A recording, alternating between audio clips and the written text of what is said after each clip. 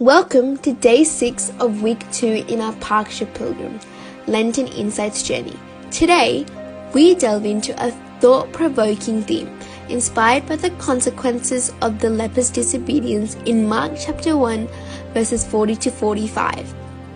As we contemplate the impact of disobedience, we are reminded of the profound implications of our own choices and actions.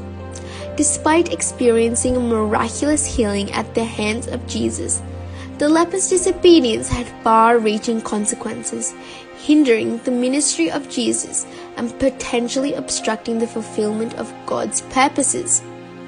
The story of the healed leper serves as a poignant reminder of the critical importance of obedience in the life of a believer.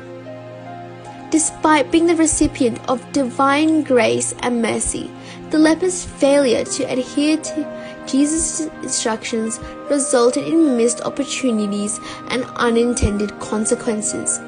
In our own lives, the choices we make and the actions we take have ripple effects that extend far beyond ourselves.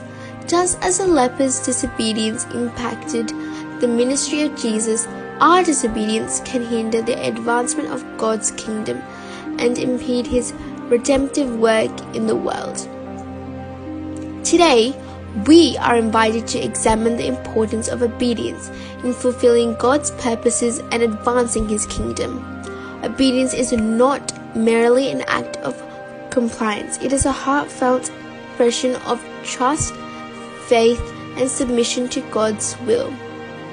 When we walk in disobedience to God's commands, we align ourselves with His divine purposes and participate in the unfolding of His redemptive plan. Our obedience becomes a catalyst for transformation, enabling God to work powerfully through us to bring about His kingdom purposes.